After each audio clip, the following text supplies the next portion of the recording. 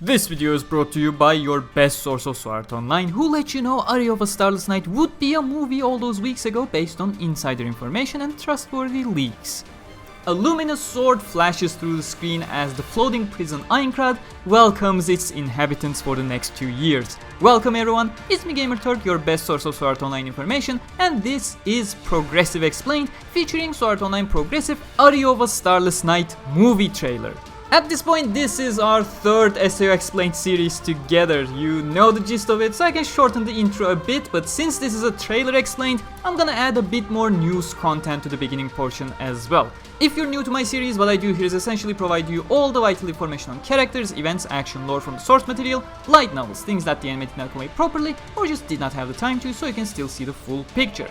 At least, that's what the usual explained videos are. This one here is a trailer explained video for Sword Art Online Progressive Aria of a Starless Night Movie PV, where I'll be giving some more context to certain scenes you see in the trailer so you can have a better overview. So make sure to subscribe for more in-depth SAO news and coverage. Reminder that while I'll keep spoilers to an absolute minimum possible, it still means that this will be a spoilery video for those with low spoiler tolerance, so I do recommend after the news portion of the video, you leave if you don't want any further context on the trailer scenes. Don't worry, I'll issue a spoiler warning once I start talking about the trailer itself as well, so you can leave in a timely manner, and if you want to jump to specific events that you're particularly curious about in the trailer, timestamps will be in the description as well, along with Amazon and Book Depository affiliate links so you can grab the light novels for yourselves. You got plenty of time to grab Progressive Light Novel Volume 1, which is the source material, not the manga,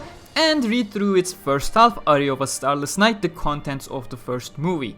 With that, let's cast away the sly foxes spreading misinformation and get on with Progressive Explained. First off, the news. Yes, the first story of Sword Art Online Progressive, titled Aria of a Starless Night, has been confirmed for a movie adaptation, as I have been telling you about for a while now based on various sources I had. As I also expected and have been talking about for a while, Aria will be adapted primarily from Asuna's perspective to feel fresh compared to the lackluster adaptation we had back in Season 1 Episode 2 that kinda threw away 80% of the story that existed there. The movie is currently scheduled for a 2021 release in Japan, however nothing is yet mentioned about a global release. Knowing Aniplex USA will either know more tomorrow or won't know anything at all for an entire month. Another trustworthy rumor has surfaced in the meanwhile that Rondo of a Fragile Blade, the Floor 2 story, will also be a movie coming in 2022, but since that is still quite far away, I'll just wait to comment on that until it's a bit more solidified. The studio has been officially confirmed as A1 Studios as expected after the abysmal reception to the Alicization anime. The previous director, Manabu Ono, has left his place to Ko no Ayako or Kawa no Ayako, not sure at the moment due to the kanji in her name. Action director is surprisingly not the god himself, Yoshiro Kanno, but rather Kai Yasuyuki, who is not to be underestimated, who was also present in the Ordinal Scale movie, the animation from Eiji vs. Klein mainly. Character designer is Kento Toya. No surprises here, SAO has a handful of character designers that it rotates from project to project, and another no surprise, music is once again by Yuki Kajiura, as it has always been with SAO. Some educated eyes at SAO Wikia are also convinced that the compositing work featured in the trailer is definitely the sign of Kentaro Waki, who is yet another god at his work. And well, this is kinda speculation based on the speculation that it is Waki. According to Dear Siggy, if Waki is there, Kanno surely cannot be too far off either. But that's about enough information regarding the staff. I already spoke more than what was already confirmed. Now, if you haven't watched the trailer yet, click the icon on the top right to check that first. The fact that Aria is a movie adaptation instead of a weekly anime is absolutely great news, and I have a separate video on why that is actually great news, because some people are still not convinced. Again, icon on the top right will get you there. If you want more information on Progressive, I have a main Progressive Explained video with all the fundamental information you need regarding the Progressive series itself, as well as an introduction to Aria of a Starless Night I did for SAO Wikia. All of that is supporting content for this video, so you are recommended to watch them either now or after this one to be as informed as possible with only minor spoilers. But with that, we are coming to the trailer explained portion of the video, so if you don't want even minor spoilers to have more context, this is where you are recommended to leave. Make sure to leave a like before you leave and subscribe for more. I'll count down 3, 2, 1. Okay, if you're still here, let's go. Aria of a Starless Night trailer begins with anime original content. I mean, I even made an entire video about it, that one of the best things the progressive anime can do is to provide some anime original content of the first day from Asuna's perspective compared to the time Klein and Kirito had in episode 1 of the original series. And this appears to be exactly it. I'm genuinely happy. We do have some information from the novels regarding how Asuna dives into SAO and what she does the first couple weeks, but this scene from the trailer alone shows that Aria movie will go beyond that and give us Asuna's day one experience, as we see her being amazed by how real everything looks, being surprised that this is even a game, not yet aware of what kind of a game it is. One of the first things you may notice is the change in the UI, which has been a bit more modernized to fit with how our current games evolved in the past 10 years. Like, there are quick access widgets on the bottom right and bottom left corners, whereas the top line appears to be a new, that minimalistic map minigames use nowadays. Even Alicization Licorice has it, something barely any games were using 10 years ago.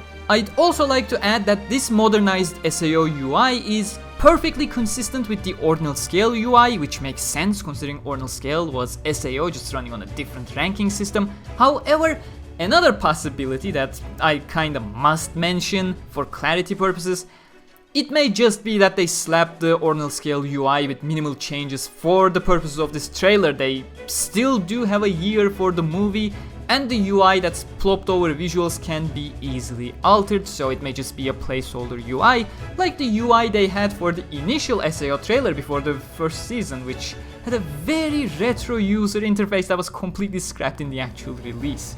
You can also see Asuna started her dive a couple minutes after Kirito did, who logged in the moment the servers opened at 1 PM. She also does not have a custom avatar, but rather appears as herself, which is very fitting considering she was just here to give things a quick look and log back out. She never cared about any customization, including her name, but too much details, let me gear up a bit and speed up. We see Asuna with her brother's nerve gear on her head, a clear indication we will see her dive, mirroring Kirito's dive back in the original series, of course. Town of Beginnings, Teleport Gate Plaza, and the Black Iron Palace, which are two of my favorite locations if I'm being honest in Aincrad. Teleport Gate Plaza is modeled after the St. Peter's Square in Vatican City, whereas Black Iron Palace is, well, outside of it is modeled after the Sultan Ahmed Mosque, whereas its inside is modeled after Hagia Sophia, the two monuments standing across each other in Istanbul. All those three together is just a magnificent sight to see.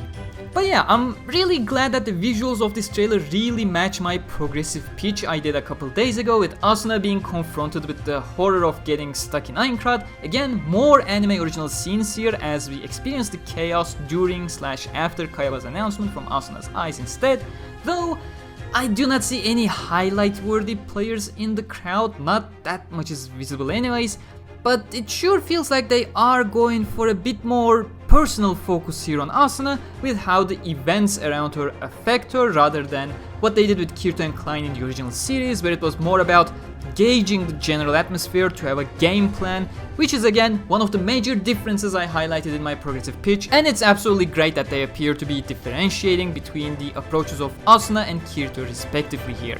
Then we see Asuna on a very familiar location in the town of Beginnings, eating tasteless bread buns. This is either exactly the scene you think you remember, or a flashback during that scene about how Asuna felt until that point. Then we switch to Asuna against a Kobold guard. This is inside the Labyrinth Tower, shortly after Asuna left town after crying for so long, and very shortly before she meets Kirito for the first time.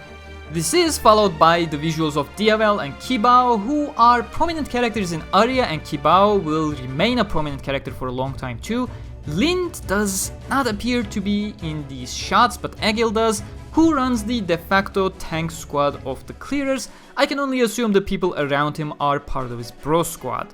The next scene is a bit deceiving, the words "we've always been together" from Asuna. Obviously these words are not directed to Kirito, and I got no reason to believe they are part of a flashback too, so not referring to a family or a friend. If I were to guess, she's referring to her iron rapier here, before switching over to her first proper weapon, the Wind Fleuret.